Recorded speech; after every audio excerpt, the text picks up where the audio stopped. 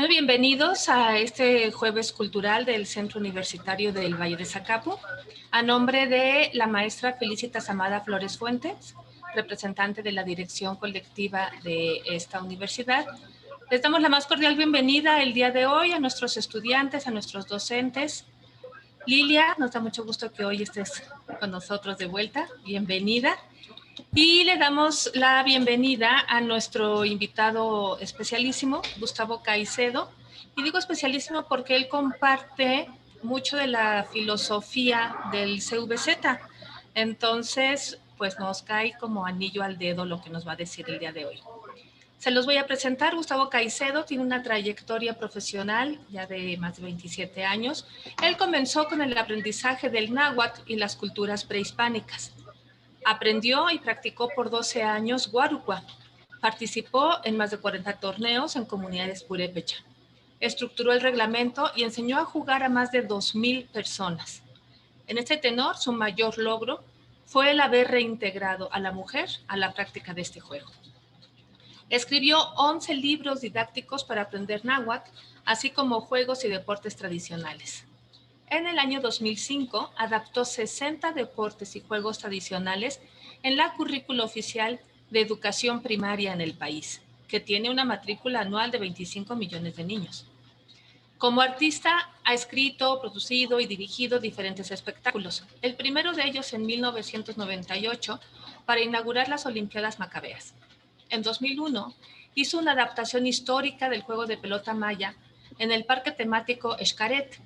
Este se convirtió en el espectáculo de mayor éxito en México, con más de 18 millones de espectadores hasta el día de hoy. En 2006 fue miembro fundador de la Enciclopedia del Patrimonio Cultural Inmaterial. En 2010 fue acreditado ante la Convención para la Salvaguarda del Patrimonio Cultural Inmaterial, PCI, de UNESCO. Diseñó un inventario en línea de ICH, Intangible Cultural Heritage. Estableció un comité de gestión por competencias, reconocido por el Gobierno de México, para certificar y construir cursos con portadores del PCI para garantizar la transmisión de conocimientos y técnicas a las nuevas generaciones. Creó una marca de certificación para validar la autenticidad y singularidad de las artesanías originales. Fue elegido para el comité directivo del Foro de ONG de la ICH para el periodo 2020-2022, donde actualmente funge como presidente. Este año acaba de presentar una solicitud para registrar la indicación geográfica de instrumentos musicales de tipo prehispánico en Mineral de Pozos ante la Organización Mundial de la Propiedad Intelectual. Y pues bueno, el día de hoy el CVZ se honra en tenerlo en nuestra sala virtual con la conferencia Economía Creativa. Bienvenido, Gustavo Caicedo, el micrófono te lo dejamos.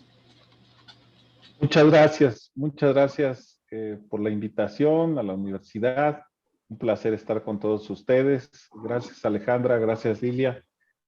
Bueno, pues sí, voy a hacerles una presentación de economía creativa. Voy a ir de lo histórico, lo macro y voy a tratar de aterrizarlo ya en cosas prácticas. Voy a compartir aquí mi pantalla. Sí lo pueden ver bien, ¿verdad? Correcto. Bueno. Entonces, antes de hablarles de la economía creativa, pues tenemos que entender qué fue lo que pasó en el tema económico, ¿no? Y todo surge a partir de 1700, finales de 1700, con la primera revolución industrial, que es propiamente la mecanización de la energía de vapor y el telar, así como la producción en línea que viene después para 1870 y la industria 3.0 que empieza a ser ya la automatización y las computadoras y lo que estamos actualmente viendo, que es la tecnología de la inteligencia artificial y las redes integradas, ¿no? Les voy a dejar un pequeño video, dura unos cuantos minutos ahí para que lo escuchen.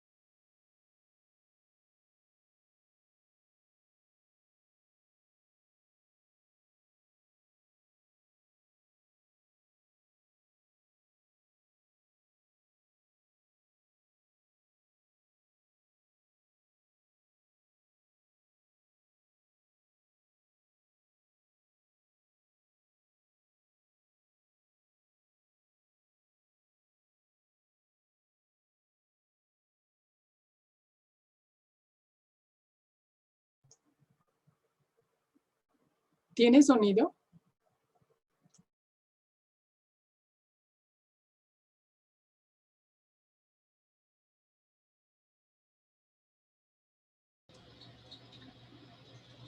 Si el video tiene sonido, no lo escuchamos.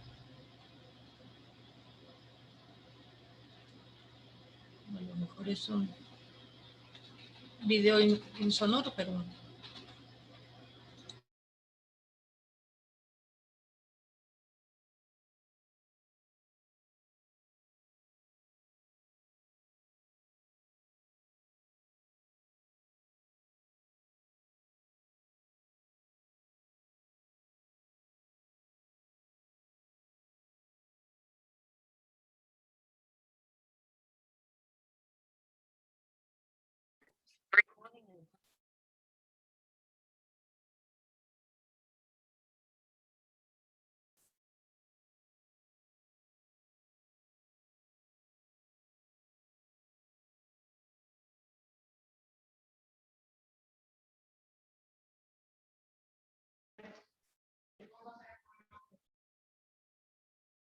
Parece que no se escucha, ¿verdad?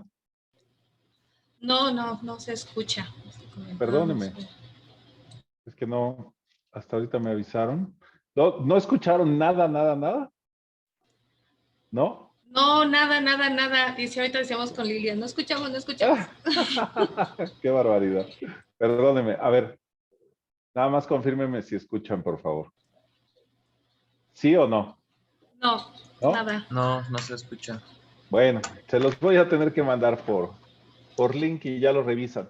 El video está en YouTube. Es un muy buen video. Perdón, ¿eh? Déjenme nada más.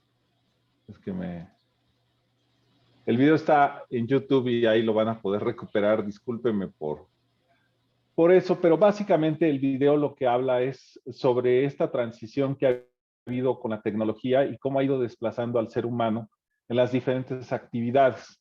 Yo lo que quería era hacer una referencia de cómo hemos llegado a donde estamos, ¿no? Entonces, concretamente, el Producto Interno Bruto Mundial, si lo vemos desde el año 0 hasta finales de 1700 es cuando empieza a haber una dispersión real de la economía. Como pueden ver en esta gráfica, realmente el Producto Interno Bruto se detona hasta lo que son los últimos 200 años, ¿no? Y se detona de forma exponencial. Esto tiene que ver con que antes, básicamente, la actividad de las personas estaba asociada al campo y necesariamente teníamos que estar luchando con la sobrevivencia de nosotros mismos como especie. Entonces, esta otra gráfica puede explicar también parte del problema. Hacia 1820, más del 90% de la población vivía en pobreza extrema, cosa que ha ido reduciéndose gradualmente y hoy en día, por ejemplo, ya estamos en el 12% de la población mundial. Esto tiene una relación directa con este otro tema. En 1800, 87% de la población padecía analfabetismo, ¿no? No estaba letrada. Y entonces esto pues iba generando un problema. ¿Qué va pasando? Que conforme la revolución industrial va avanzando y los diferentes desarrollos tecnológicos se van generando distintas dinámicas y empieza a crecer pues la economía, pero también empiezan a crecer la demanda de ciertas capacidades y habilidades y con ello pues se va educando a la gente y se va generando un tema de alfabetización, ¿no? Hoy en día pues ya estamos abajo del 15% de la población mundial padece el analfabetismo, entonces realmente pues sí ha habido un avance importante. Quizás ahorita el gran reto no es que la gente sepa leer, sino que lee, ¿no? Bueno, estas son las matrices de análisis de inteligencia, los diferentes estudios que se realizaban pues, son relativamente recientes, que se hacen sobre la cuestión del IQ y valores cognitivos. Y curiosamente, todas las pruebas han ido cada vez demostrando que conforme avanza las generaciones desde 1930, que surgen las primeras, a la fecha, ha ido creciendo el desempeño de los seres humanos en todas estas pruebas cognitivas con lo cual podemos asumir que cada generación es más inteligente que la anterior. Les quiero comentar que recientemente se hizo una serie de estudios sobre esto, porque resulta que en las pruebas estaban saliendo más bajas las calificaciones de las generaciones recientes. Y entonces decían en broma que las generaciones recientes pues ya estaban perdiendo conocimiento respecto a las anteriores. Pero en realidad el problema es que lo que se quedó corto fue el sistema de medición. Lo que está pasando ahora con las nuevas generaciones es que ahora tienen otras aptitudes, que son más bien aptitudes visuales y multitasking. Entonces, eso no hay prueba que lo mida, pues no lo entienden las pruebas, ¿no? Si yo los midiera en una pantalla, quizás sí, efectivamente no son tan eficientes, pero el tema es que no ven una, ¿no? Ven 4. Entonces, aquí el asunto es que también los sistemas de medición y los sistemas que estamos haciendo de evaluación deberían de ir acorde con el desarrollo de las tecnologías y lo que está sucediendo con respecto a los jóvenes. Bueno, caray. Ahora sí ahí está. Y luego, este es otro dato súper importante. Quizás algunos no lo sepan, pero es bueno recordarlo que el Internet sí, pues, se abre públicamente en 1990. Aunque no lo crean, hubo gente que creció de niños sin Internet y sí, era un mundo posible. Y entonces, lo interesante es que Estados Unidos, al haber hecho este lanzamiento de la tecnología de Internet, que propiamente es DARPA, el sistema que lo lanza, pues se llevan una ventaja muy importante que si se fijan, después de la pasada, digamos, el 1995, rápidamente Europa se da cuenta de la importancia y hace una curva ascendente muy importante y se coloca inmediatamente a la par de Norteamérica. En el caso de Latinoamérica, en realidad ha sido más un tema de México, para ser honestos, que ha subido el rango, porque la realidad es que no es tan eficiente el tendido de la red y hay que entender que lo que tardó de 1990 a 1995 para detonarlo en Europa es que lanzaron la fibra óptica por el Océano Atlántico.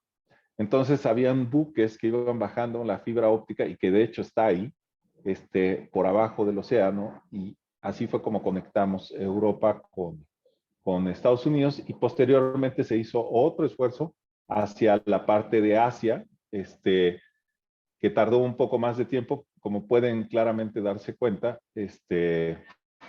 también fue paralelo. Asia Central se refiere a China, Japón y Corea, que también estuvieron en esa parte de desarrollo cuando atendieron la otra línea hacia el Pacífico, que llegó a Japón y posteriormente a Corea, y posteriormente se conectó China. Pero bueno, este tipo de ventajas tecnológicas, pues lo que hace es que abre mercados y obviamente abre conexiones con oportunidades de mercado. ¿Qué está pasando también? Resulta que en 1800 yo ya estaría muerto, 1950 ya estaría a punto de morir, y en esta fecha pues todavía parece que tengo expectativa de vida.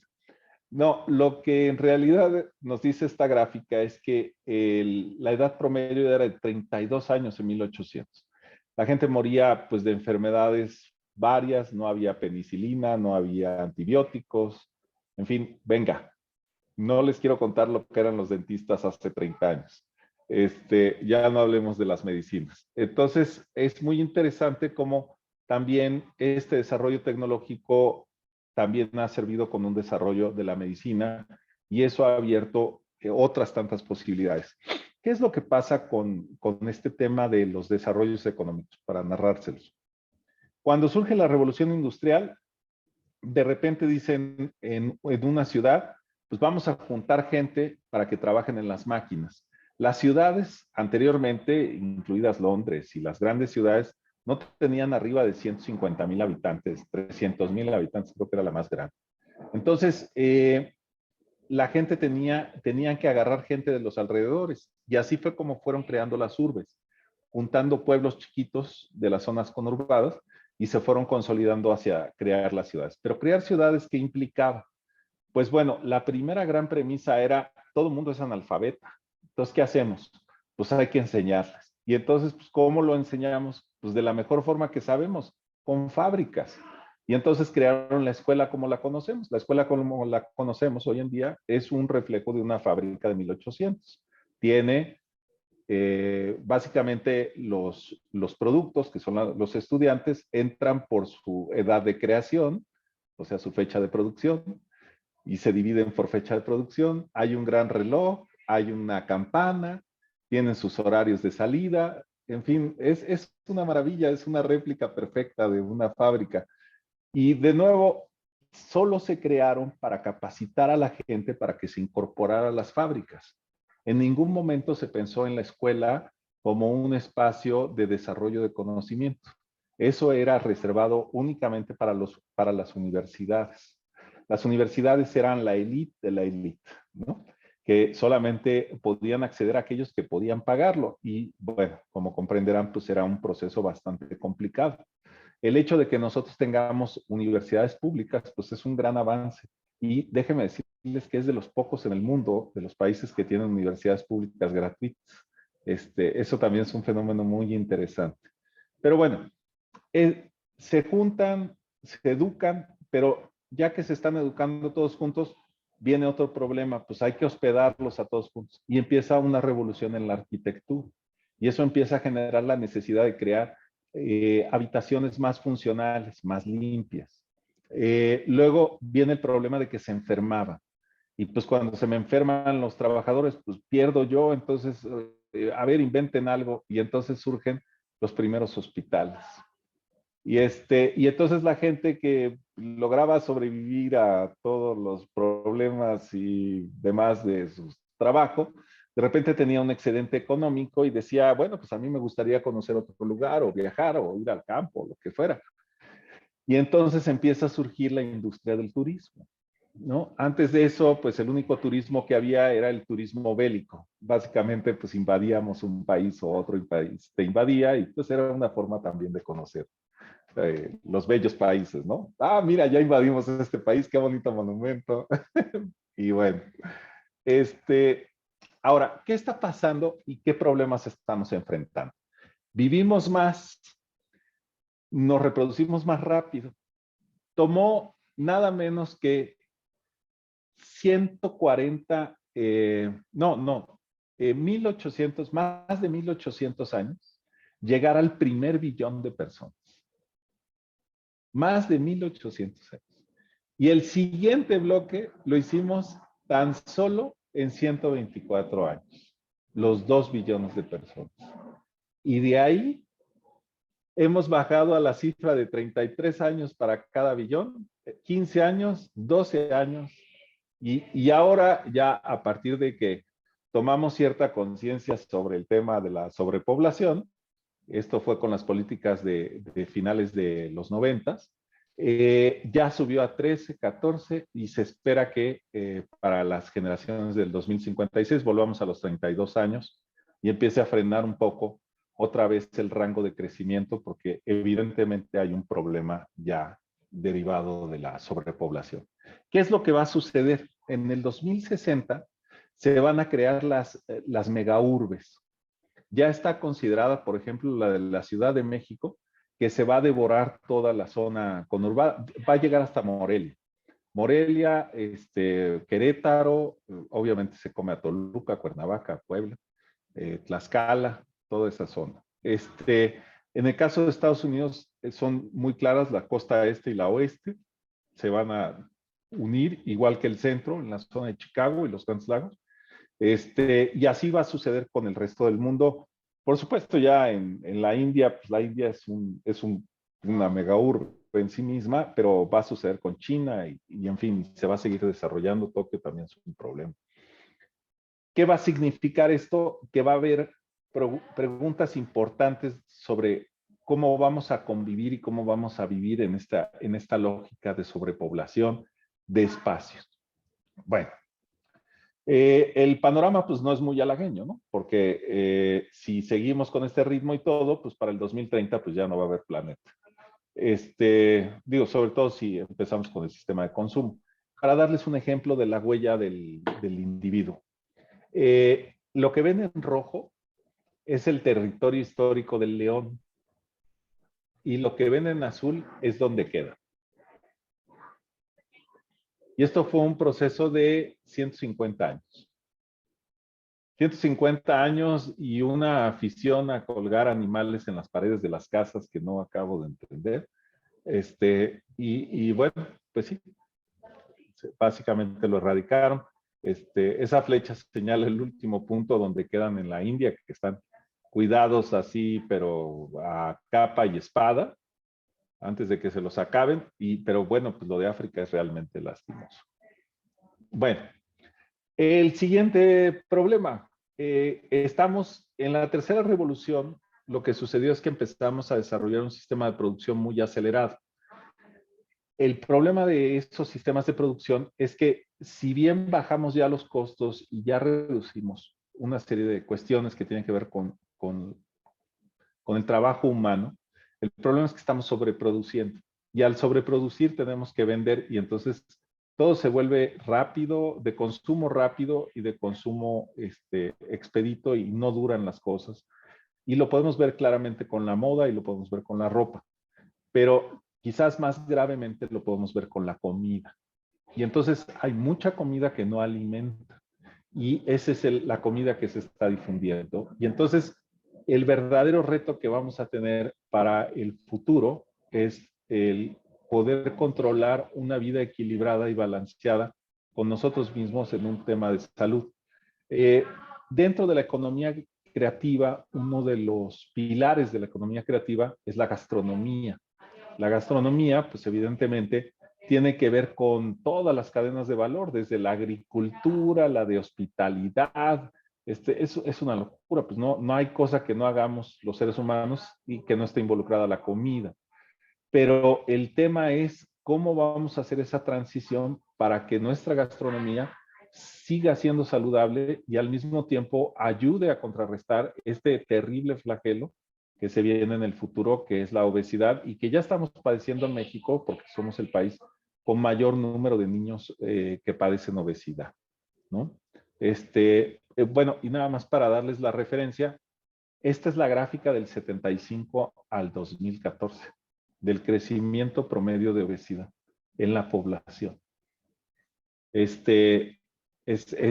un tema serio. Como pueden ver, hay un problema grande en Estados Unidos, en Oceanía. Nosotros estamos incluidos en Estados Unidos, en Norteamérica, por las cifras. Y bueno, el resto de América Latina no se queda muy atrás.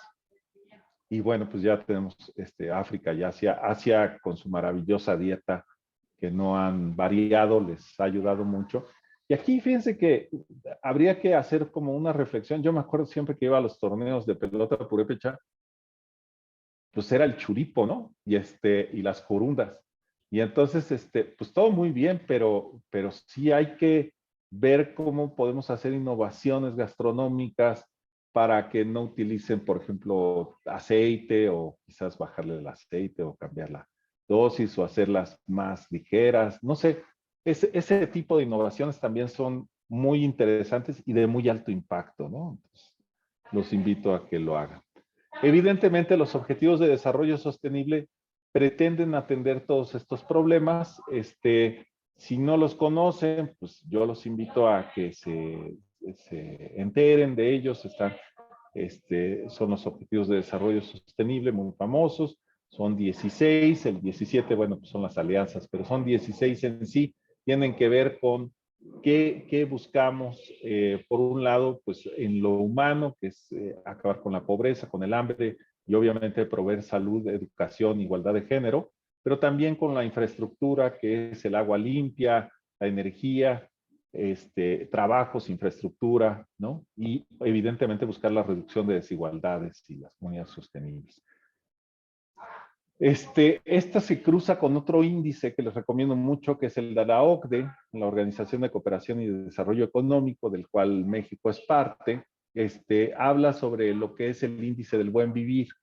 Y el buen vivir lo definen como buena casa, un buen ingreso, un buen trabajo, una comunidad sana, buena educación, buen ambiente, medio ambiente, por supuesto, participación ciudadana, salud y el tema de la satisfacción de vida y, por supuesto, la seguridad y el balance de trabajo, ¿no? Digamos, partimos de la premisa de que estamos, por un lado, muy bien en cuanto a cómo hemos ido creciendo como humanidad. Vivimos más, producimos más, hay menos analfabetismo, hay menos pobreza, hay mayor acceso a bienes, hay mayor posibilidad de movilidad social. Sin embargo, también enfrentamos problemas derivados de esa sobreproducción de bienes. Y entonces, quizás el problema directo que nos afecta como individuos es la obesidad, pero también hay un problema directo que tiene que ver con la producción de plásticos en el océano y con otros problemas derivados que se están surgiendo. ¿Cómo logramos generar modelos que sean sustentables, modelos económicos, modelos para desarrollar nuestras comunidades, que sean sustentables, que respeten el medio ambiente, que respeten la salud de la gente y que busquen este tipo de beneficios, ¿no? Y que al mismo tiempo, con esas pequeñas acciones en cada uno de los lugares donde estamos, vayamos sumando al esfuerzo colectivo que se está haciendo todo el mundo. Bueno, ahora les voy a platicar sobre lo que yo hago. Lo que yo hago básicamente son narrativas. Yo lo que he descubierto es que estamos inmersos en una problemática de narrativa. La narrativa de ser mexicano la inventa, todas las narrativas son inventos, son básicamente pues, cosas que diseñan personas. Se dieron muy fuertemente a partir de 1800 y fueron necesarias porque cuando se juntaba, como les platicaba, que se generaron los desarrollos de la revolución industrial, fueron creciendo las ciudades y se fueron incorporando pequeños poblados. Conforme se fueron incorporando los poblados, de repente teníamos a diferentes pueblos que no tenían afinidad entre ellos. Entonces, los países, para mitigar esa desafinidad y para que no hubiera problemas en las ciudades, en las fábricas de producción, en los centros de producción, empezaron a generar narrativas nacionales. Entonces, las narrativas nacionales buscaban exaltar un sentimiento de identidad, de pertenencia, de nacionalismo, de orgullo. Era un ejercicio inocente y positivo hasta cierto punto, tratando de resaltar ciertas cosas. Sin embargo, no fue tan inocente ni tan positivo como lo vimos en principios de 1900, ¿no? El problema de las narrativas cuando no, digamos, no hay un contrabalance o no se revisa bien qué está pasando con el discurso y de repente se hace una revaloración, pues puede acabar convirtiéndose en un discurso nacionalista de tintes ya francamente xenofóbicos o racistas, ¿no? Que fue lo que sucedió con Europa y que trajo pues la Segunda Guerra Mundial. Pero bueno, en el caso de México, nosotros llegamos tarde relativamente a esa discusión de las narrativas mundiales de identidad, porque estábamos, pues, principio a 1800 apenas nos estábamos independizando, no así logramos la independencia cuando perdimos más de la mitad del territorio, y después vino todo el tema del porfiriato, bueno, Juárez, la reforma, el porfiriato, y digamos que el nacimiento del país que nosotros conocemos, pues es el nacimiento de la revolución, que da la Revolución Mexicana. Y cuando acaba la Revolución Mexicana hacia los 20, en este primer gobierno que se forma, que estaba Vasconcelos como secretario de Educación Pública, solamente había, por cierto, dos ministerios, el de Educación y el de Guerra. Pues él se da la tarea de, necesito crear un sentido de identidad para reconstruir el país y unirlo, ¿no? Entonces, Vasconcelos es el responsable de poner las escuelas en todo el país. Ahí hubo dos problemas, ¿no? Que eso lo pudimos detectar. El primero es que las escuelas, por practicidad, lo que hacen es que incorporan una cancha de básquetbol y de voleibol. que para entonces eran la moda porque habían sido el invento reciente de la YMCA y de un canadiense que inventa el básquetbol y la YMCA y el voleibol en finales de los 1800.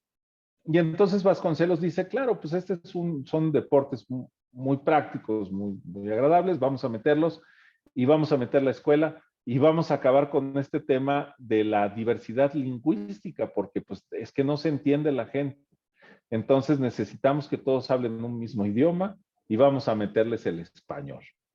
Y entonces se hace el gran proyecto alfabetizador y se enseña a todos los niños el español y tenían en sus horas de ocio, bueno, el fútbol por la cascarita, pues es donde fuera, pero era básquetbol y voleibol.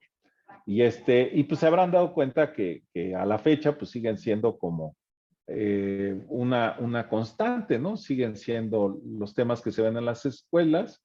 Y por otro lado, pues es una pena porque se perdieron las generaciones de lenguas indígenas porque pues no se enseñó la lengua o porque se castigaba el que se usara la lengua, ¿no? Hasta finales de los 70 que viene una reivindicación con Bonfil Batalla del sentido de lo que es la cultura y los pueblos indígenas, que empieza a retomarse. Pero bueno, hablemos otra vez de la narrativa de Vasconcelos. Además de esa cuestión de la alfabetización, dijo, necesito crear una gran narrativa del Estado-país, y entonces invita a Diego Rivera y a los muralistas, invita a los cineastas, invita a los escritores, por cierto, grandes plumas.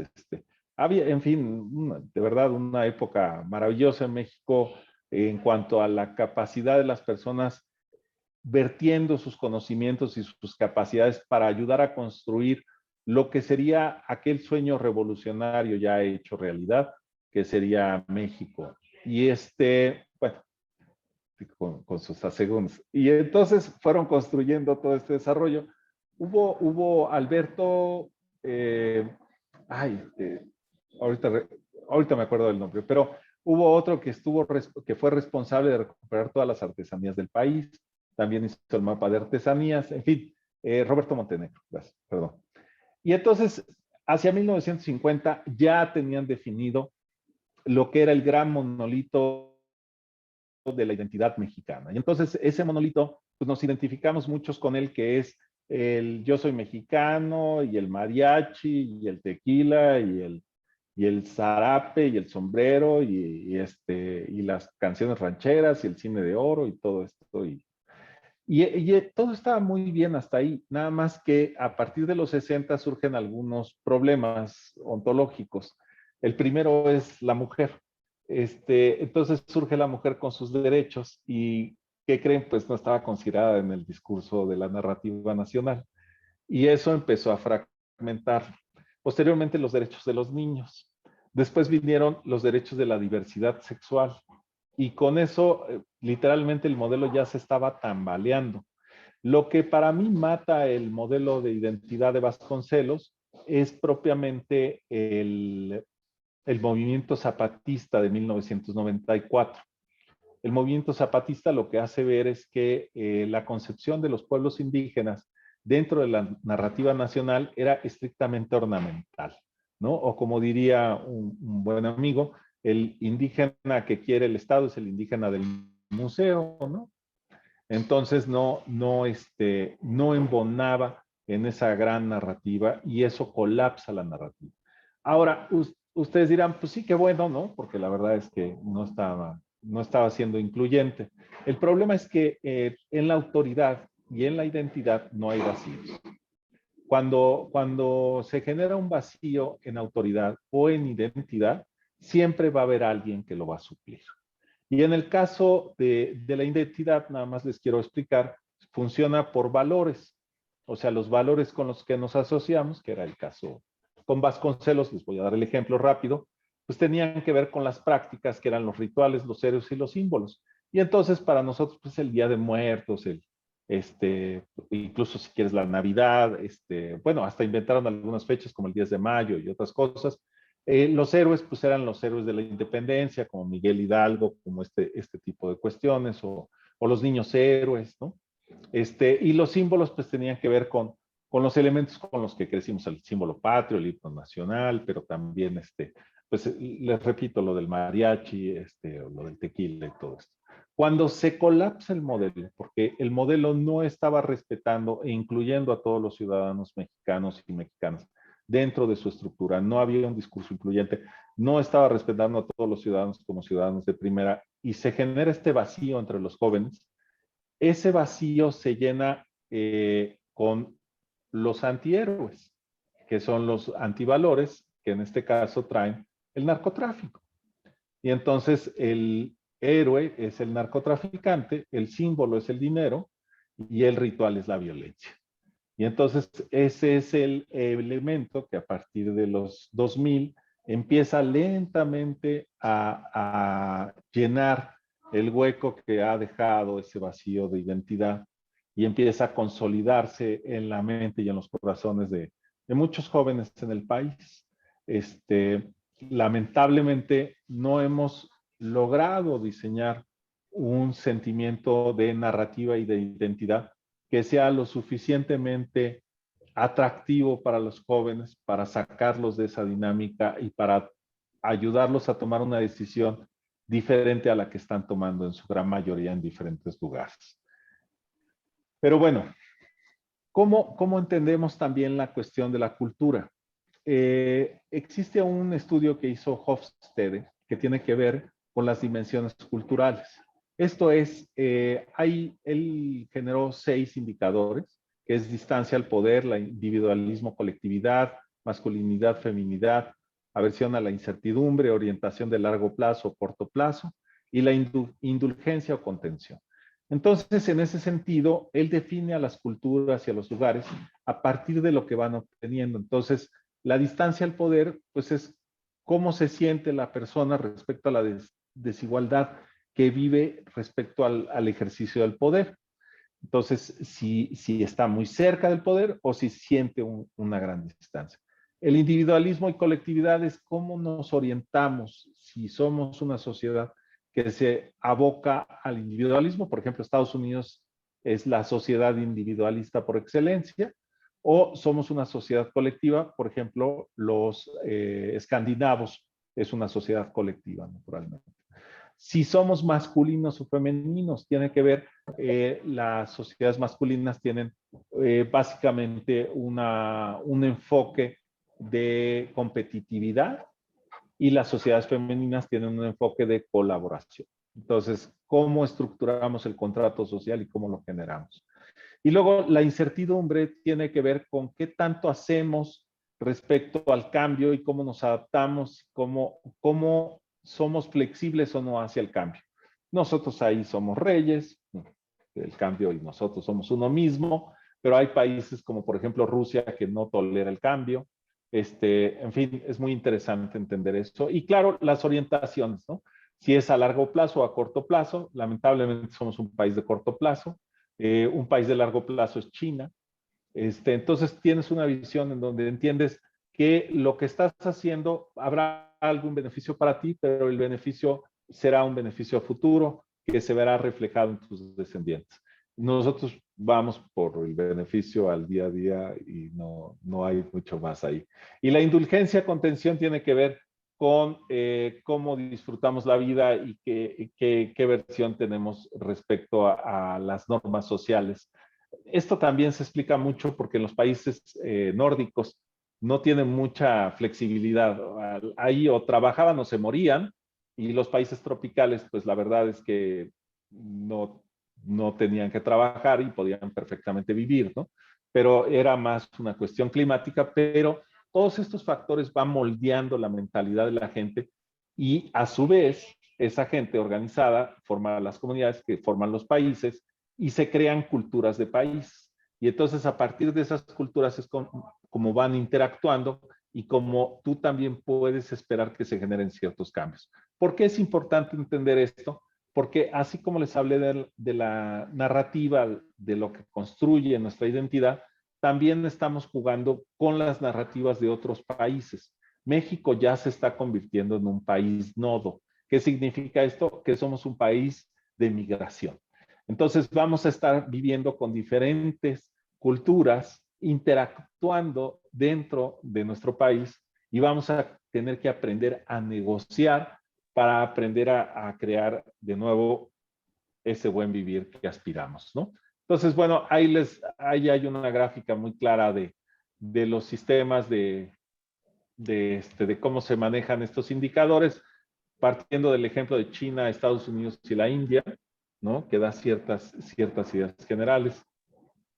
Como pueden ver, por China, lo que les decía, que está orientado a largo plazo, pero es más, más hacia lo colectivo, mientras que Estados Unidos es totalmente individualista y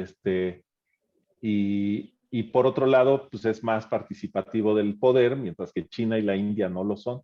Entonces es muy interesante ir entendiendo. Les recomiendo mucho a Herzog-Stede.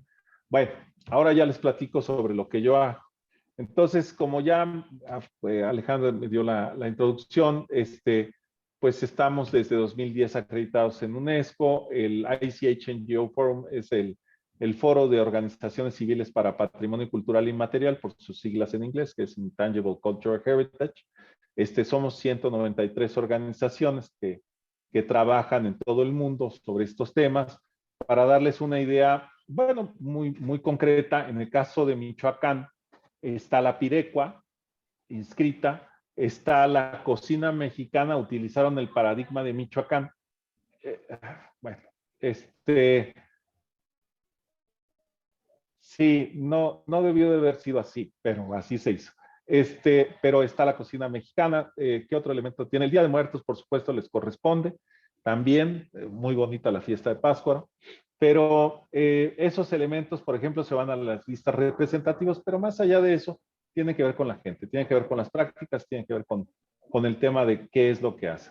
Entonces, un poco entendiendo primero, pues toda la parte, les quise hacer como el recorrido histórico de cómo se ha ido construyendo la economía, de cómo se fueron haciendo los cambios y un poco también mi preocupación y la de las personas que están en la enciclopedia, que colaboramos en este proyecto, sobre qué está pasando con la sociedad en el presente y qué tanto podemos contribuir a que esto de alguna forma pues abone hacia esa narrativa y hacia esa nueva economía que le ayude a la gente, ¿no? Y entonces, bueno, yo estoy ahí con Ignacio y con Roberto, hicimos una sociedad para crear este modelo centrado en los individuos que participan en la economía creativa con énfasis en los portadores de patrimonio cultural y material, para desarrollar para un desarrollo productivo ambientalmente sustentable con visión de género.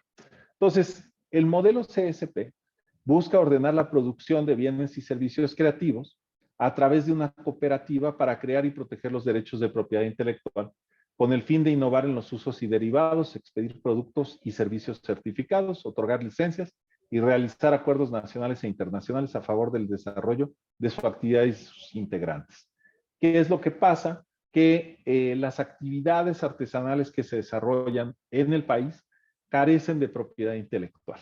No es que no carezcan, o sea, evidentemente hay gente que la crea y son los dueños de la propiedad, pero el Estado no les reconoce la propiedad intelectual y tampoco reconoce el mecanismo de su registro, porque dice que no puede darle el beneficio del registro a uno, porque entonces afecta al otro, y entonces deja un vacío jurídico que pues, es el resultado de que Isabel Maranta ahora se haya robado el diseño del gabán de Michoacán para un desfile de moda, ¿no? Porque no hay posibilidad de que lo registren, lo cual en realidad es una mentira. Lo que pasa es que nadie quiere hacer el trabajo. Y el trabajo básicamente es organizar a los artesanos, organizarlos a todos juntos, no en una asociación civil, que ese también fue otro error del Estado, cuando en 2012 FONAR, no, creo que fue 10, no me hagan caso, pero FONART hace este programa de marcas colectivas, no me acuerdo el año, 2010, 2012. Hace el programa de marcas colectivas y lo hace buscando este mismo esquema, pero lo hace a través de una asociación civil. Y por definición jurídica, las asociaciones civiles son asociaciones sin fines de lucro. Entonces, estoy haciendo una organización que busca elevar la productividad, la organización para la productividad a través de un vehículo sin fines de lucro. Ok, entonces ya sabemos que eso no funcionó. Entonces, evidentemente, todas estas experiencias nos sirvieron para aprender y para diseñar este modelo que básicamente busca, por un lado, pues que haya materia prima certificada. La preocupación que tenemos sobre el manejo sustentable, la deforestación y el uso irracional de los recursos naturales atraviesa que toda la materia prima que se utilice para la elaboración de artesanía pues tenga que ser de materia prima sustentable. Entonces, no se trata de hacer mucha materia prima, no se trata de hacer mucha artesanía, se trata de vender bien la artesanía, de darle el valor que debe de tener. Y para eso, pues necesitamos también artesanos y productos certificados y ya organizados a través de esta cooperativa que reclamen la propiedad intelectual y que la registren en beneficio de ellos. Obviamente esto les va a permitir hacer innovación en usos y derivados y generar estrategias de transmisión y promoción para el futuro de esa técnica artesanal. ¿Dónde lo hicimos? En Guanajuato. Hicimos una cartografía, hicimos una valoración jurídica y comercial de cada especialidad y definimos qué especialidad tomar. Entonces, este es el mapa de Guanajuato. Es increíble porque, pues claro, Michoacán pues, es un estado que rebosa de artesanía. Es muy impresionante encontrarnos con todo lo que encontramos en Guanajuato, fue muy agradable. Decidimos tomar, hay un pueblo en San Luis de la Paz que se llama Mineral de Pozos y que elaboran instrumentos musicales de tipo prehispánico. Y hay 8 talleres. Entonces fue muy interesante poder registrarlos, poder trabajar con ellos y agruparlos. Entonces, fuimos, les presentamos la iniciativa, los entrevistamos, les hicimos un trabajo de diagnósticos, un análisis FODA, eso nos arrojó esquemas de ahorro y de innovación. Se les hizo un estudio fotográfico profesional. Con este estudio fotográfico pues, pudimos hacer sus marketplace o páginas de comercio. Se les hizo campañas de promoción a través de infografías, que estamos en ese proceso. Y se está revisando lo que es los talleres pues, para mejorar sus espacios laborales y que puedan de alguna forma trabajar mejor. Bueno, y eso dio pie a que creáramos la cooperativa Ecos de Pozos, que está hecha con maestros que elaboran instrumentos musicales de tipo prehispánico. Todo esto va a estar cubierto con la declaración de indicación geográfica, que es instrumentos musicales de tipo prehispánico de Mineral de Pozos, Guanajuato, que es otro esquema, también junto con la marca que genera la cooperativa, otro esquema para darle protección y apoyo para los artesanos. Y lo que decía Alejandra, que nos dio recientemente el conocer el conocimiento para el Comité de Gestión de Competencias de Conocimientos, Habilidades y Técnicas para portadores de patrimonio cultural inmaterial de México. Con lo cual, pues estamos elaborando los contenidos. Les doy 2 ejemplos. Tenemos el de maestro de elaboración de instrumentos musicales de tipo prehispánico, que lleva, su temario es cultura mesoamericana, organología, tiene que ver con la elaboración de instrumentos musicales, códices y simbología, talla de huehuet, talla de teponaztle y música y composición. Esto es lo que ellos nos pidieron y es la certificación que estamos haciendo con los maestros artesanos. Y nosotros por nuestra parte estamos diseñando una que se llama Guardián del Patrimonio y como lo hacemos con la red de patrimonio inmaterial de la UNESCO, pues lo vamos a compartir con otros países y le dimos el nombre también de Heritage Keeper, que es ven patrimonio cultural, cómo elaborar el inventario, cómo aplicar el modelo en su localidad, hacer turismo creativo, crear un marketplace y trabajar el tema de crowdfunding. Bueno, entonces esto es lo que nosotros les damos a las cooperativas y a los artesanos. Esto en aras de empezar a generar toda una red virtuosa relacionada con la economía creativa. Y obviamente hay una parte que vamos a hacer de hecho en un par de semanas, que es la producción de videos para que se vayan al inventario, para que nos sirvan en las campañas de promoción y marketing para la venta de productos o de servicios, como producto turístico, y también para las ferias y eventos en donde vayan a participar. Lo que ven ahí abajo es la Expo Artesanías, que se hace en Corferías en Bogotá. En diciembre, esa feria por sí misma comercializa al año 70 millones de dólares. Entonces, hay industria, ya hay desarrollo, ya hay capacidad. El tema es nada más organizarse.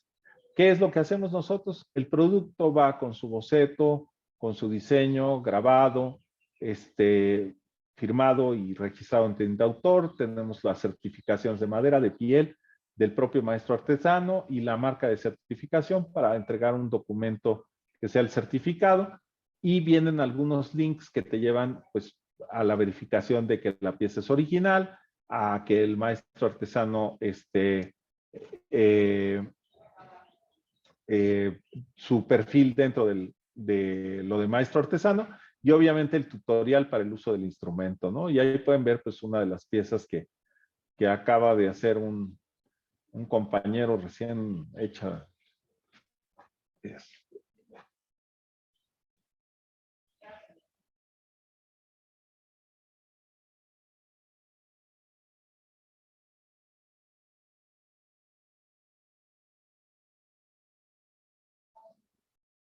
Y bueno, pues el tallado es espectacular, pero también se cuida la sonoridad, ¿no? De las piezas.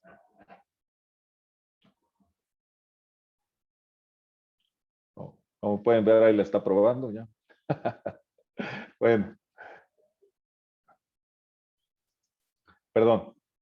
También tenemos lo de crowdfunding. Entonces, tenemos ahí un modelo de retorno para apoyar proyectos sociales en las comunidades. Otro de los puntos importantes es que se busca que todo, y esto es algo que les quiero pedir encarecidamente, que hagan lo que hagan, que generen indicadores y que por favor lo midan, que por favor evalúen y que nos ayuden también a todos los que nos dedicamos al tema de cultura y economía creativa a tener cifras y a saber cómo se está desarrollando el mercado, cómo se está desarrollando en diferentes lugares el crecimiento o no crecimiento de las actividades productivas relacionadas con la creatividad, ¿no? Nosotros sí se generaron algunos indicadores, se hará la evaluación de la cooperativa, a partir de ahí identificamos qué innovar, qué actualizar y cuáles son los nuevos procesos que se pueden desarrollar para mejorar. Y básicamente estamos ya con el tema de ciudades creativas que vamos a ingresar este año a Mineral de Pozos. Vamos a ingresar el expediente, esperemos que se dé. Otro de los expedientes que vamos a ingresar, que también nos emociona mucho, es el de Parras de la Fuente, de Coahuila, que esperamos que se convierta en ciudad creativa de la gastronomía. Las ciudades creativas básicamente buscan fortalecer la cooperación entre ciudades. Hay 247 ciudades creativas en el mundo. Pues buscan fortalecer la economía creativa existente en el lugar, y hay 7 categorías. En el caso de Mineral de Pozos lo vamos a ingresar por la música. En el caso de Parras de la Fuente será por gastronomía. Les comento que, por cierto, Morelia es ciudad creativa de la música. Nada más para darles también una referencia. Y creo que ya básicamente, bueno, estamos haciendo un estudio y un bitomol. Y ya básicamente era lo que les quería compartir. Estuvo largo, gracias por su paciencia. No, cuál largo, estuvo súper interesante. Y creo que por parte del CVZ, que pues se preocupa mucho por el desarrollo de la comunidad, pues en lo que se pueda cooperar estaremos encantados. Pues no sé si jóvenes estudiantes tengan preguntas, si las quieren decir ya sea con micrófono abierto o con el chat. Ahorita vi Fonart en el 2010, bueno, me metí a la página en el 2010. Sí, no funcionó, fue espantoso, porque además la figura de asociación civil, el caso de San Pablito, con el papel amate, una familia tomó control de la asociación civil. Entonces, pusieron a trabajar a todo el pueblo para ellos. Y no había forma de moverlos porque la estructura jurídica no lo permitía. Entonces, Sí, digo, al final del día son esfuerzos que se hacen de buena fe, pero sí hay que también preguntarle a la gente que sabe, ¿no? En este caso, a la gente del comercio, ¿no? Yo no estoy especializado en comercio, es uno de mis socios el que ve esa parte. Yo estoy más metido en el tema de cultura, pero por eso es importante. Y también tengo una gente de economía, un economista, ¿no? Porque pues, de otra forma, la verdad es que nos metemos tanto en nuestros medios que perdemos la isóptica, ¿no? De otras cosas que son también importantes. Claro que sí.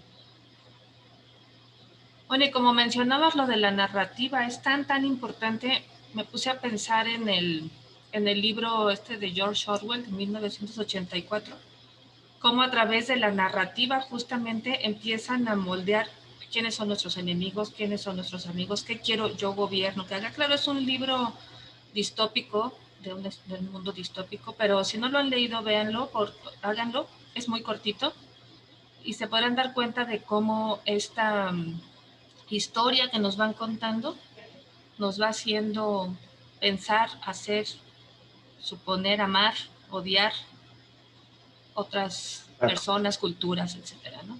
Sí, tenían su departamento de historia, ¿no? Que iban Sí, claro, y cambiando. la Eso está. cambiaban la historia día a día según le conveniera al Big Brother, de ahí nace el término Big Brother, de este libro, Ujú. y la van cambiando y si se te ocurre pensar diferente, te matan, ¿no? Exacto. Entonces es muy importante el asunto de las narrativas, me gustó mucho lo que comentaste. Gracias. Les voy a dejar el link en el chat de Humans Need Not to Apply. Está en español, ¿eh? Perdón, ahora sí que no quiero errarle. A ver, déjame checar si es el bueno.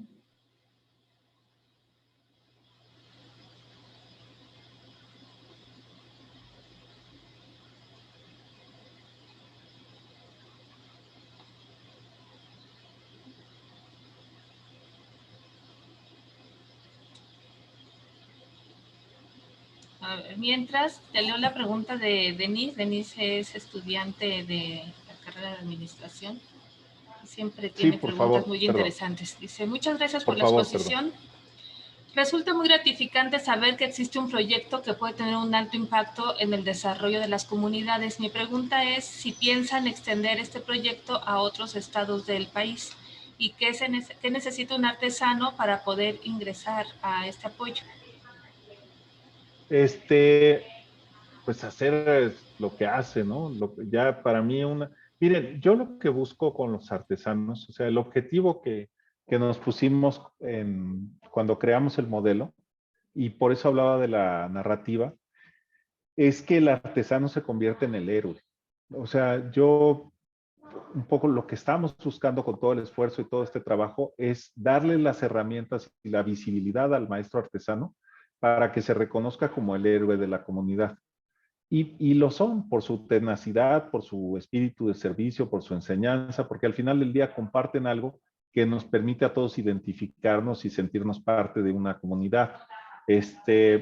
En Michoacán, digo, independientemente de que tengo una excelente relación con muchísimos artesanos de Michoacán, entre ellos quizás de las personas que más valoro es Guillermo Lai, que es el amanteca que tienen en Tlalpujagua, y que es un maestro que trabaja con plumas y que junto con otra maestra artesana son los únicos dos que hay en México con esa tradición.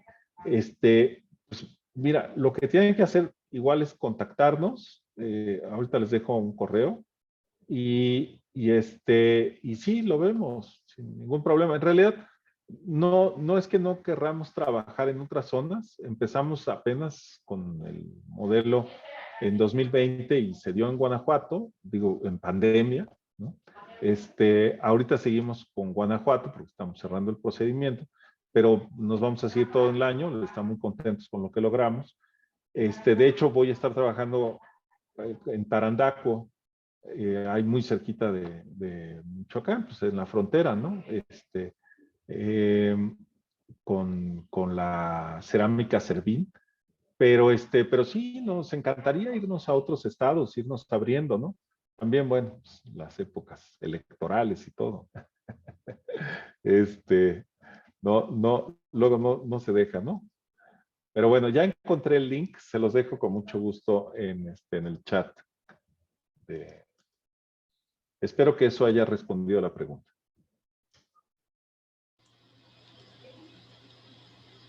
Ok, perfecto. Ahorita copiamos este link y se los pongo en los grupos también. A ver. Muy bien. Lilia, no sé si tú quieres comentar algo Sí, en lo que una nos hacen pregunta. preguntas. Yo quería preguntar acerca de si no has considerado el índice global de felicidad entre Sí, sí. tus índices. Sí, de hecho, mira, más que el índice de felicidad, Roberto Castellanos hizo un gran trabajo sobre la felicidad y sobre cómo medirla y su impacto. Atraviesa estos otros índices. Me gusta mucho el trabajo que hicieron también sobre la dona, se los recomiendo mucho. Ahorita les bajo el link también. Y que es sobre cómo le llaman la dona Kate, que es la economista que lo diseñó, porque si vemos una dona son dos círculos, ¿no? Entonces, el círculo de abajo es como el piso mínimo que tenemos que proveerle a los individuos para su desarrollo, y el círculo de arriba marca el techo o el límite del uso de recursos ambientales. Entonces, a mí me gusta mucho el ejercicio de la dona porque siento que lo que hace es que de forma práctica nos hace ver que sí tenemos que cubrir las necesidades humanas para dar ese índice de calidad, de felicidad, de buen vivir, pero sin llegar al límite de empezar a jalarle a la siguiente generación, ¿no? Que es ya afectar realmente al planeta. Les dejo también aquí el correo para que me escriban con lo de los artesanos, con mucho gusto. A ver, nos llegó bueno, ya van 2 mensajes que me llegan en privado. Les da pena, yo creo, ponerle en público. A ver, dice, hola maestra, yo tengo un pequeño comentario y pregunta. La verdad yo apoyo mucho el mercado artesanal. La pregunta es si yo estoy en lo correcto respecto a que es mejor este mercado artesanal que es en donde se produce, aquel en donde se produce en masa con máquinas. Porque al hacer las cosas por manos de personas se crean empleos. Esas personas tienen un sustento con el cual viven, compran comida, vestimenta, necesitan de servicios, salud, educación, etc. Y esto reactiva la economía. Y se hace un ciclo en donde mientras hay trabajo por parte de personas habrá consumo. En cambio con las maquinarias no sería así, ellas solo necesitan mantenimiento y ya. Bueno, no, sí, está bien. Nada más que el tema de la artesanía y de la economía creativa es que tenemos la oportunidad. Hay una gran riqueza en el país de artesanos, hay una gran riqueza creativa en el país. Entonces, elevar las posibilidades de los artesanos en el sentido de ofrecerle diseño gráfico, para mejorar sus etiquetas, ofrecerle un mejor empaque a través del diseño industrial, ofrecerle un marketplace cuenta en línea a través de un marketplace, ofrecerles campañas para que más gente vea su producto a través de los canales online y offline. Todo eso que acabo de mencionar implica diseñadores, implica arquitectos, implica programadores, implica publicistas, mercadólogos, comunicólogos, y eso lo que hace es que genera una economía expansiva y realmente le da de comer a mucha gente. No estoy diciendo que no esté bien lo que dice la compañera respecto a comprar los productos artesanales, efectivamente. Nosotros simplemente decimos, esta es la oportunidad también de que ese producto artesanal crezca y al crecer el producto también más gente se beneficie del mismo y generemos empleos diferentes y no empleos de maquiladoras, ¿no? Sino que sean empleos de calidad. Claro. También una pregunta de una de nuestras egresadas de Desarrollo Regional Sustentable, la licenciatura en Desarrollo Regional Sustentable. Y dice que gracias por la ponencia, le parece muy interesante y que su comunidad se caracteriza por ser un lugar de artesanos y que le encantaría conocer mucho más para poder ayudar ella al desarrollo de de su comunidad. ¿Qué comunidad es? Ay, Frida, no me mates, no me acuerdo, ¿me puedes repetir, por favor? Si quieres, abre tu micrófono. Se llama Frida. Tócuaro. Tócuaro, sí, Ah, de perdón. Tocuaro. Muy bien. Sí, cómo no. Maravilloso. Sí, sí. Pues bueno, en 3 meses nosotros vamos a tener el programa ya listo de Guardianes del Patrimonio. O sea, quizás para septiembre ya podríamos estar generando el curso. Y el curso, pues lo que pretende es dar, como les mostraba, todas estas capacidades para registrar y apoyar a los artesanos. Y lo podríamos hacer conjuntamente con la universidad, si te parece bien, Alejandro. Sería maravilloso, verdaderamente sería maravilloso. Cuenta con todo nuestro apoyo, por Gracias. supuesto. Manuel, tenías una pregunta, levantaste la mano, puedes abrir tu micrófono si quieres. Sí, hola, buenas noches. Hola, Tengo una Manuel. ¿Cómo estás? pregunta en base a los artesanos. Con base Mi pregunta va a base de esto. Todos los artesanos pues, son artistas, ¿no? Se supone, más bien son artistas. No Son- desconozco de los precios de las artesanías o lo que el marketplace que tengan o así. De algo que sí tengo conocimiento es que, por ejemplo, hay artistas en Oaxaca que tienen un tope de gama grandísimo en sus artesanías. Mi pregunta va en base de eso. ¿Qué ocupa un artesano para llegar ahí? Para poder llegar ahí, perdón. ¿O qué apoyo Básicamente es? tiene que ver con el mercado. Hay un mercado que está dispuesto a pagar artesanías. Es muy bueno tu ejemplo, porque Jacobo Ángeles, Jacobo y María Ángeles, que es una pareja de Tilcajete de Oaxaca, tienen, pues, no son los únicos, ¿eh? Déjame comentarte. Recientemente mi socio me enseñó, hijo, no puedo pronunciar ese nombre porque es que no me sale, pero la precuela de Harry Potter, ¿cómo se llama? ¿Alguien sabe cómo se llama? La La de precuela. los animales Ajá, maravillosos. ajá, sí. Bueno, esa película la están promoviendo ahorita, la siguiente, creo que ya van en la siguiente, y mandaron a hacer a Tilcajete el muñeco ese que es como un topo de colores, que sale en la película, lo mandaron a hacer a Tilcajete. Entonces, padrísimo porque pues, es un gran éxito. Lo de María Ángeles y lo de Jacobo surge porque Pixar se vino ay, no me descaso, creo que fue 2006. Es que se me cruzan las fechas, mano, luego me buscaron, pero vinieron en el 2006, hicieron todo el rastreo de días de muertos, se fueron a Pascua, se fueron a Hidalgo, se fueron a Oaxaca, finalmente se quedaron allá y se quedaron en la zona de Tilcajete y se hospedaron de hecho ahí con Jacobo para hacer todo lo del guión de Coco. Y a partir de ahí, de hecho la chava de la mamá de Coco está inspirada en la señora que hace la comida en la casa de Jacobo y María Ángel. Este, pero bueno, el punto es que se van y ellos siguen con esa línea de producción y le están pidiendo constantemente el producto a los artesanos que venden ya en dólares. Entonces, un alebrije de Jacobo está oscilando entre los 10,000 y los 100,000 dólares. La pieza, dependiendo del tamaño de la pieza. ¿Cómo llegas ahí?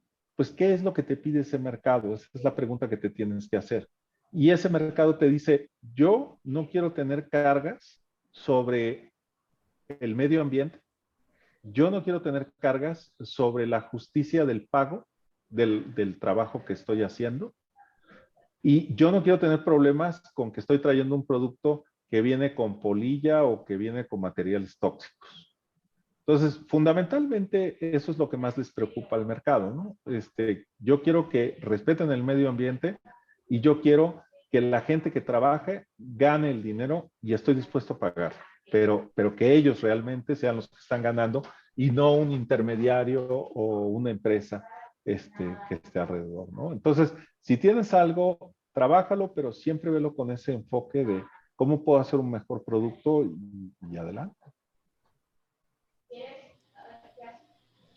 Muy bien, el ingeniero Sosa tiene abierto su micrófono. No sé si quieras decir algo. Quería comentar, ha sido muy interesante la plática. Siempre adquiero conocimientos nuevos, conocimientos que no sabía que me hacían falta, hasta cuando uno los conoce. Pero me dejó una inquietud cuando comentaste que cada generación es más inteligente de la anterior. Yo no lo entendía así, yo no lo había visto así. Yo siempre pensé que cada generación construía en lo que dejó la anterior, por eso avanzaba la civilización, el conocimiento, la tecnología. Pero entonces sí hay comprobado de alguna manera científicamente que cada generación es más inteligente que la anterior.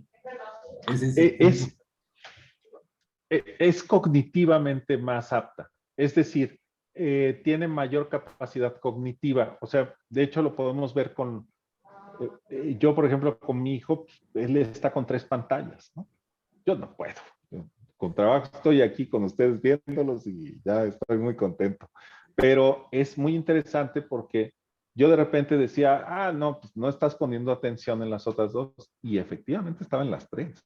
Entonces, eso te habla de una cuestión cognitiva que nosotros no tenemos. Efectivamente hay estudios que comprueban esto que le estoy diciendo, de que hay otros niveles cognitivos. Las pruebas de inteligencia de IQ demuestran que hubo un descenso con con la última generación, con la Z, que hubo un descenso. Pero yo insisto que esa prueba no es correcta en el sentido de que está midiendo a partir de parámetros que ya no existen. Porque ya, por ejemplo, los chavos ya no leen como nosotros leíamos, pero ahora son los podcasts. Entonces, aumentan su capacidad de conocimiento 10 veces a nosotros, porque, digo, está de acuerdo que los mejores lectores de nuestra época pues echaban, si bien un libro al día y ya estoy exagerándole, ¿no? Quizás unos 3 a la semana, ¿no? Pero ya era un lector ávido. Estos muchachos echan un podcast al día y es un libro. Y eso por decir X. Ajá. Entonces, es muy interesante porque lo que está sucediendo también es que ha habido modificaciones físicas que se han ido midiendo. Les voy a dar otro link para que lo vean, para que también lo chequen, que tiene que ver con el Instituto Weiss y todos los estudios que se han ido realizando respecto a los avances tecnológicos.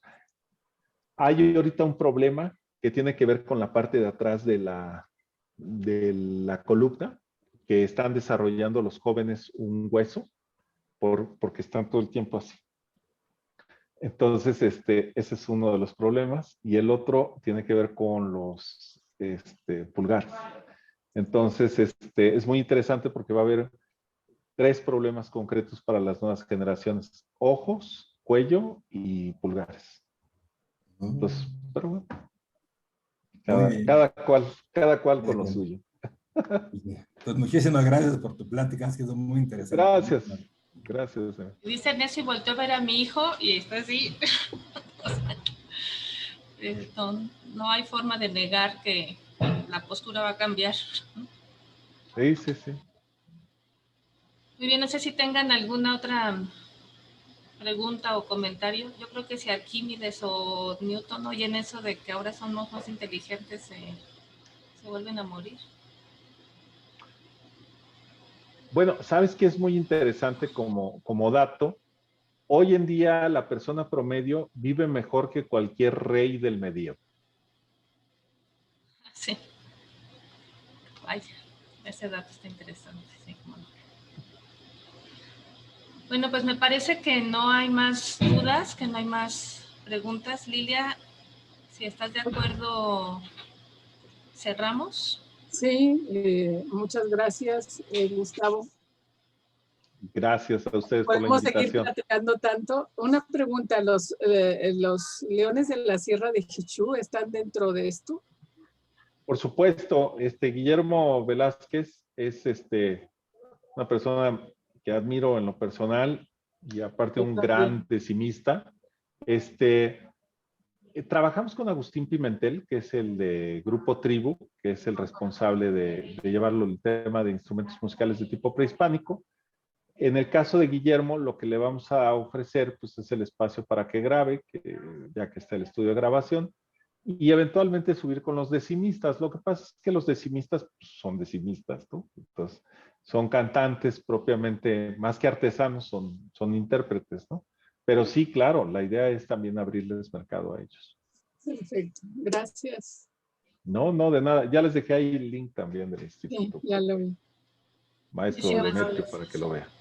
Pues te esperamos Pues, en otro momento cuando avances en tus investigaciones.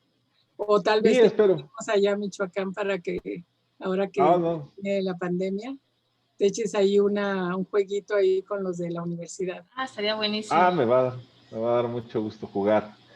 Les llevo unos reglamentos que tengo por ahí. No, Muy no, bien. sería maravilloso que pudiéramos hacer varias cosas juntos, desde jugar guaruco hasta comer churipo y apoyar artesanos, ¿no? Yo creo que hay muchas actividades diferentes que Encantado. podemos hacer juntos. Cuenten, Bueno, Gracias. cuenten conmigo. perfecto. Muchas gracias. Muchas gracias, Alejandra. Muchas gracias, Lilia. Y gracias a todos por su tiempo. Gracias. Pues muchísimas gracias a nombre de la maestra Felicitas Amada Flores Fuentes, representante de la dirección colectiva del Centro Universitario del Valle de Zacapu. Agradecemos infinitamente el apoyo de la doctora Fabiola Laniza Mano para realizar estas conferencias.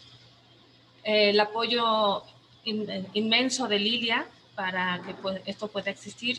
Obviamente la presencia de nuestros docentes, de nuestros estudiantes, y un agradecimiento especial y muy fuerte a Gustavo por esta conferencia tan interesante que nos abrió la visión a tantas cosas que podemos hacer. Les deseo muy buenas noches. Síganse cuidando, por favor. Manténganse en casa. Y nos vemos dentro de 8 días a todos. Bonita tarde. Buenas noches. Gracias. Gracias. Hasta luego. Hasta luego. Bye.